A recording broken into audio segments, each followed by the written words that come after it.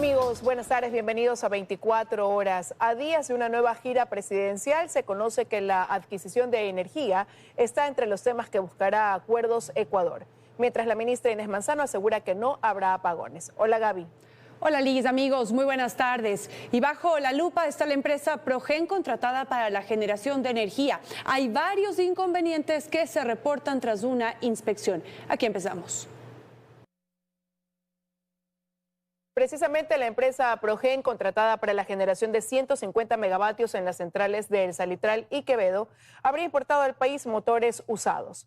Teleamazonas tuvo acceso a las fotografías de una inspección de los generadores instalados en El Salitral, donde se evidencia que tendrían números de serie alterados e imposibles de verificar.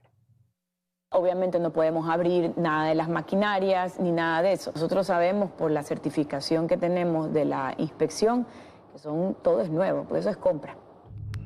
Pero luego de 7 meses de espera, el incumplimiento de Progen comienza a generar sospechas sobre las razones para esta demora. El gobierno insiste en la terminación unilateral de los contratos para El Salitral y Quevedo con Progen. La firma estadounidense ha presentado un arbitraje de emergencia que de momento frena esta intención del gobierno y con ello cualquier posibilidad de verificar in situ si los generadores son nuevos y están listos para funcionar. Nosotros no hemos abierto nada, porque se supone que ellos nos daban las garantías de que, como esto es se llaman proyectos como llave en mano, es decir, nosotros contratamos y ellos me tienen que instalar. Varias fotografías de los generadores producto de una de las primeras inspecciones y a las que tuvo acceso este noticiero evidencian al menos inconsistencias en la información que da la empresa sobre las unidades de generación. Y pasamos a revisar algunas de las fotografías. En esta imagen vemos la placa con los datos y número de serie original del fabricante de los generadores. También tenemos una placa con un número de serie distinto que fue colocado por la empresa Progen. Este número de serie no consta en ningún registro del fabricante de los motores EMD. La siguiente imagen es un número de serie o impronta original de fábrica que consta habitualmente en los motores, con el cual se puede verificar el año de la fabricación, además del origen del motor. Y la siguiente, también identificamos acá un problema. Podemos ver una evidente alteración del número que es apenas legible y alterado en el motor original. Una numeración adicional, incluso de forma bastante artesanal. Pero tenemos también otros problemas identificados en estas fotografías y aquí la comparación. En la primera imagen tenemos un motor perfectamente identificado con el número de serie que corresponde y en la siguiente un error que es evidente, el número 4 impreso al revés y la siguiente una placa que está impresa de forma bastante artesanal. Un número nuevo de serie que no corresponde al del fabricante de los motores que al menos se había ofrecido serían nuevos y llegarían al país. Y esta podría ser la razón por la que estos generadores que debieron estar operativos desde noviembre del 2024 no han sido siquiera desempacados. Hay algo que la empresa oculta detrás de estas envolturas. Algo que ha postergado su funcionamiento al punto de impedir que las autoridades verifiquen el estado de los generadores. En el texto del arbitraje de emergencia propuesto por Progen se confirmaría esta intención. La firma insiste en lo que llama repetidos incumplimientos de SELEC, de proporcionar cronogramas, coordinar inspecciones y cumplir con las obligaciones de pago. La empresa dice que todo se puede concluir hasta agosto de este año. Y esto para leer entre líneas. En la misma demanda arbitral, Progen advierte que el proyecto no podrá concluir con éxito sin Progen. Pero la advertencia de la firma estadounidense va más allá al mencionar que si no se permite a Progen concluir el proyecto, este indefectiblemente quedaría detenido por varios meses o años, sin que sirva para el propósito. Amenaza que no parece calar en el gobierno. De hecho, hay la opción de tomar las centrales de generación eléctrica y ponerlas a andar con técnicos de SELEC, dice la ministra Manzano. Vamos a asumir la parte que la empresa no ha terminado y la asumimos por parte de SELEC. Se dice que sin Progen el proyecto no podría concluir con éxito. ¿Es cierto eso? No. ¿No? No. Nosotros podemos hacer que eso funcione. Al tiempo que confirma que habrá la terminación unilateral del contrato más allá del arbitraje. Confirma que para este 2025 no habrá apagones. Asegurarles que no vamos a tener ningún tipo de apagones, suspensión de energía eléctrica, ni nada de eso. Y todo esto mientras la Contraloría General del Estado avanza en su examen de auditoría y la Asamblea Nacional se activa en la intención de fiscalizar estos polémicos contratos que huelen a litigio. Fausto Yepes, Teleamazonas. El presidente Daniel Noboa emprenderá su primera gira internacional en este nuevo periodo presidencial a partir del 22 de junio. La primera visita será a China, en donde se reunirá con el presidente Xi Jinping. Una de las expectativas es conseguir financiamiento para reducir el déficit fiscal.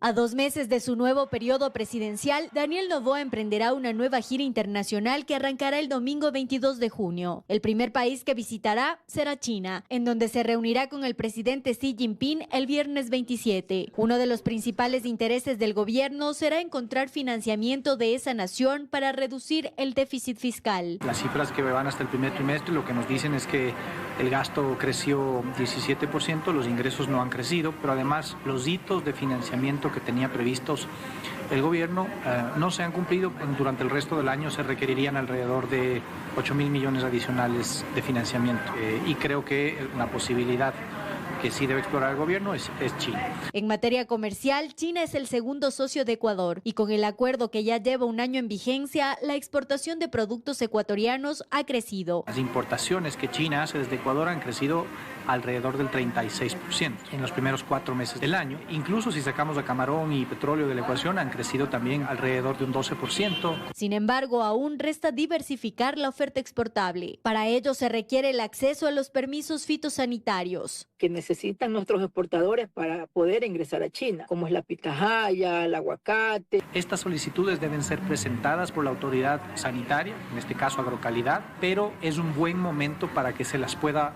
llevar como solicitud política al más alto nivel por parte del presidente de la República. A decir de la Cámara Ecuatoriano-China, también se deberá buscar financiamiento en materia energética. China para este año tiene un crecimiento previsto del 5% en su PIB, entonces ellos van a salir a buscar a dónde invertir. La gira continuará por España, en donde según la ministra de Energía Inés Manzano se firmará un contrato para la adquisición de energía. Un grupo español con el cual vamos a firmar 600 megavatios más una línea de transmisión de 80 kilómetros. En ese país, el presidente Noboa también mantendrá un encuentro con el rey Felipe VI. Luego viajará a Italia, en donde será recibido por el primer mandatario Sergio Mattarella. Esa nación ya apoya a Ecuador en materia de seguridad con cooperación técnica, pero ahora el interés es concretar ayuda en equipamiento. Belén Merizalde, Teleamazonas.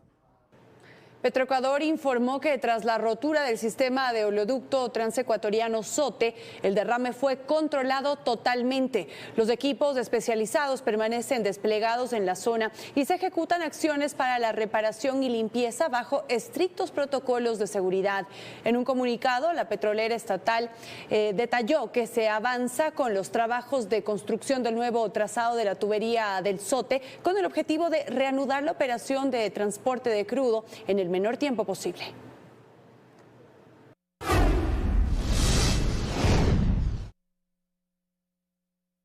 Guayaquil enfrenta una jornada crítica tras registrarse varios hechos violentos que mantienen en alerta a la ciudadanía y a las autoridades. A la fecha, la zona 8, integrada también por Durán y San Borondón, contabiliza alrededor de 1.700 muertes violentas.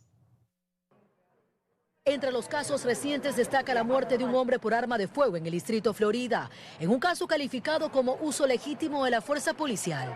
El hecho ocurrió aproximadamente a las 21 horas del martes en la avenida Vicente Maldonado Vera, a la altura de la entrada a la Universidad Faxo. Según el informe oficial de la DINASED Zona 8, el hoy fallecido, identificado como Michelle Cristian Ortega Andrade, de 34 años, se trasladaba en un vehículo desde donde disparó contra el personal policial motorizado, que lo perseguía desde el sector de la Alborada, norte de Guayaquil. La violencia se manifestó también con el asesinato de un taxista frente al Parque Centenario, un ataque que podría estar vinculado con extorsiones criminales y que ha generado preocupación entre conductores y usuarios del servicio. En verdad, pues nosotros sí nos sentimos preocupados porque en los últimos tiempos ha bajado totalmente el trabajo por lo que está sucediendo con la delincuencia. Los compañeros que salen a trabajar, pues salimos con esa zozobra, ¿no?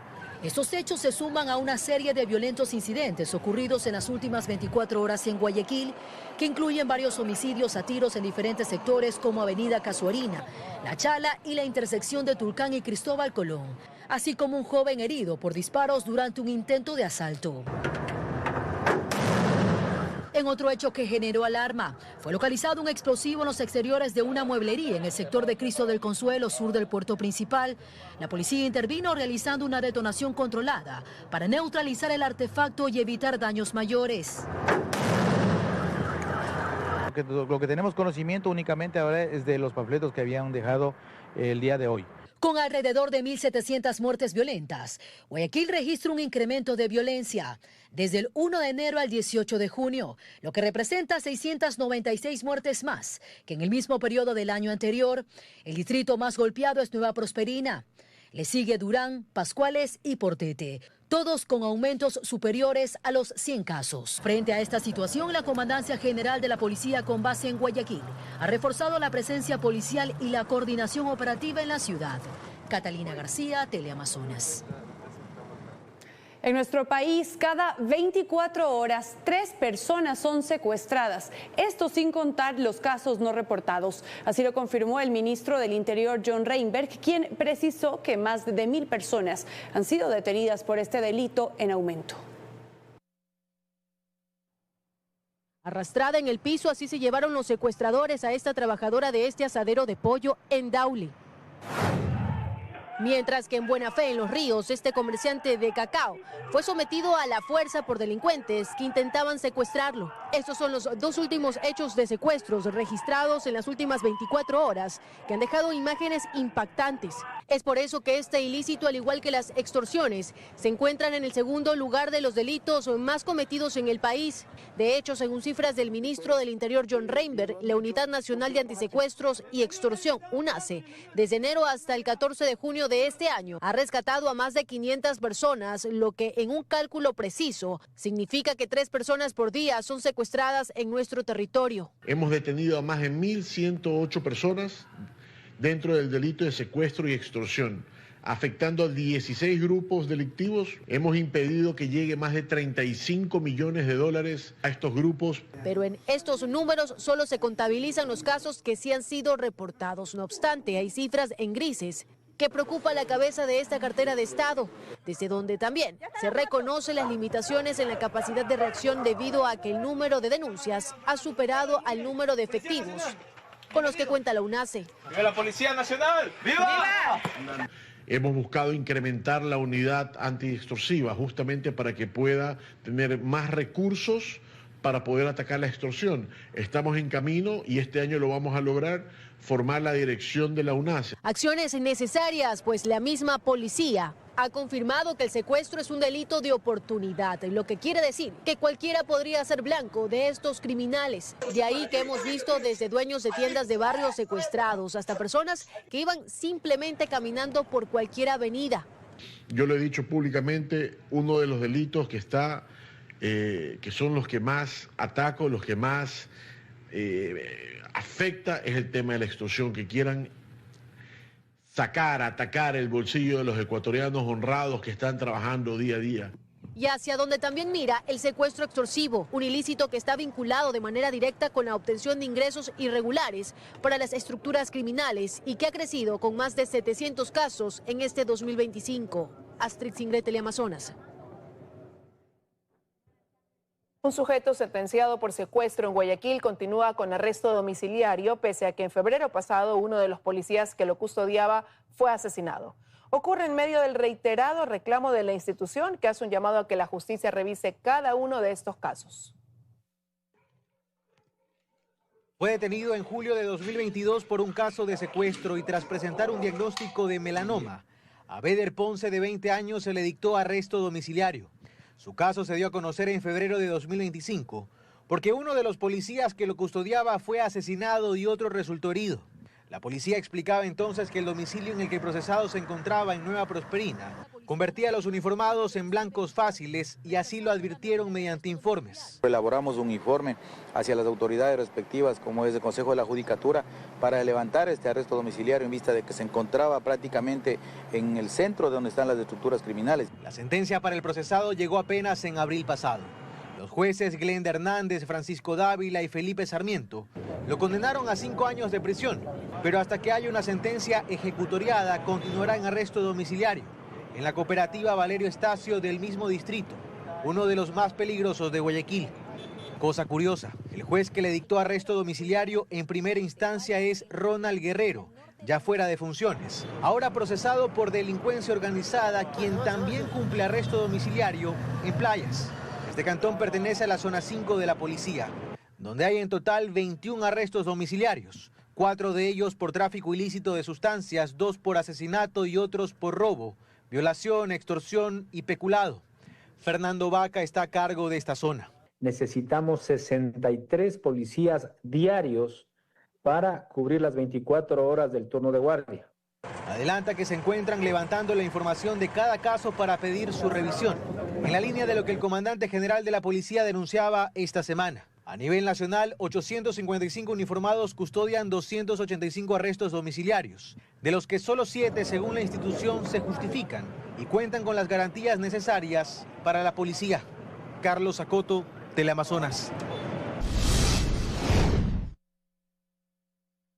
De regreso al ámbito nacional, un paquete de reformas al Código de la Democracia plantea regresar al método de Hunt para la asignación de escaños, que un funcionario no renuncie a su cargo para postular a otra dignidad y que se depure a los partidos políticos. Los cambios serán tratados en el Pleno este viernes.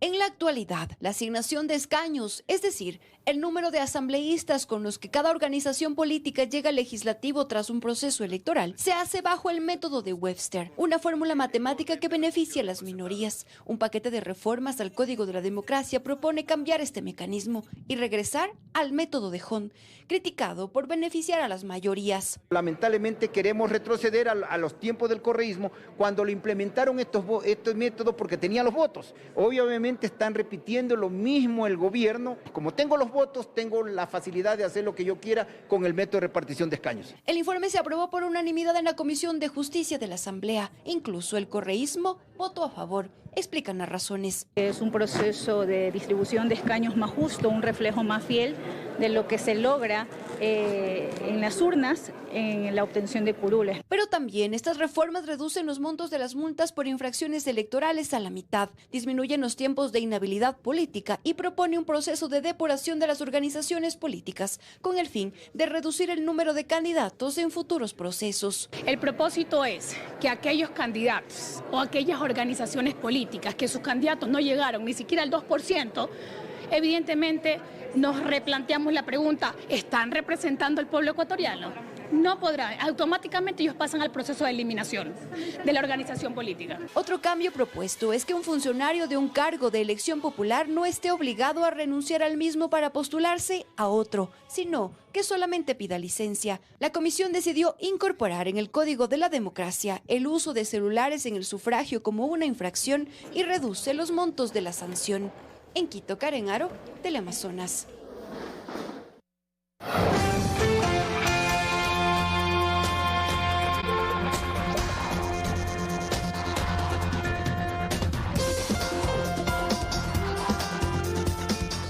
Más noticias, amigos. Cerca de $4 millones se han recaudado solo en 2022 y 2023 por el impuesto a la salida de divisas que no había sido cobrado. El Servicio de Rentas Internas ya notificará a quienes no se les da retenido este tributo en años anteriores. El Servicio de Rentas Internas explica que todos los bancos le reportan el anexo de movimientos internacionales de divisas, en donde se detalla el consumo o retiro de dinero en el exterior de cada ciudadano. No obstante, se han encontrado diferencias. Los ciudadanos tienen múltiples tarjetas de crédito o débito y los bancos no están interconectados.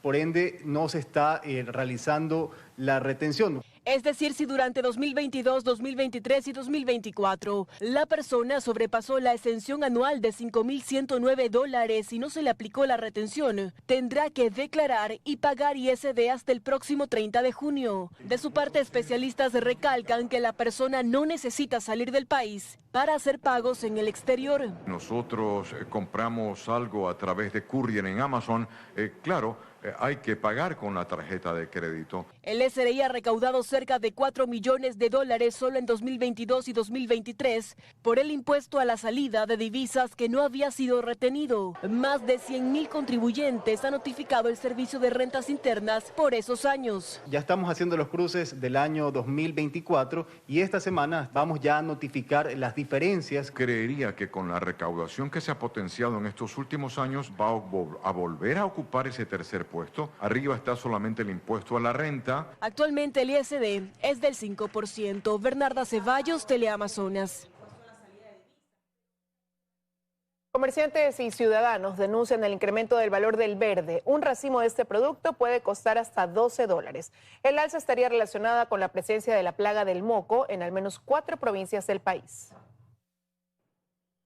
Con 50 centavos en la mano llegó Cecilia Hernández a comprar verde. Al preguntar cuántas unidades recibía, prefirió comprar maduro. Está caro el verde, 3 verdecitos $1, buscando para hacer los chuzitos que nosotros vendemos. A pocos metros encontramos a Leonor, quien había recorrido varias tiendas para comprar $1 de verde. Me vendieron 2, 4, 6, 7 por $1. Según comerciantes, no solo el costo de los racimos de verde ha influido en el precio de venta, la escasez también se hace presente. El verde está muy caro para trabajar ahorita. Yo lo vendo así, me gano $1 o $1.50, pero no se encuentra ahorita. ¿Y ahora cómo compran el verde? Ahorita no le digo, está de $8 a $10 el racimo, dependiendo del racimo. El precio del plátano mediano en las últimas semanas pasó de $3 a $8 el racimo y los plátanos grandes de $8 a $12. Según productores y exportadores del sector platanero, en el país actualmente la presencia de la plaga del moco ha afectado a cerca de 10,000 hectáreas, provocando la escasez del producto. Actualmente en el cantón El Carmen, Manabí, se registra la mayor afectación. A esta provincia se suman Guayas, Los Ríos, Santo Domingo y El Oro. Según Ángel Llerena, docente investigador, esta plaga se mantiene en zonas costeras, siendo su hábitat natural. Preferentemente vive en los suelos de las provincias de la costa. Casi de la sierra no se ha reportado ralstonia. Desde Agrocalidad se confirmó el despliegue de alrededor de 400 técnicos en campo para detectar y tratar a las plantaciones afectadas. Erika Vera, Teleamazonas.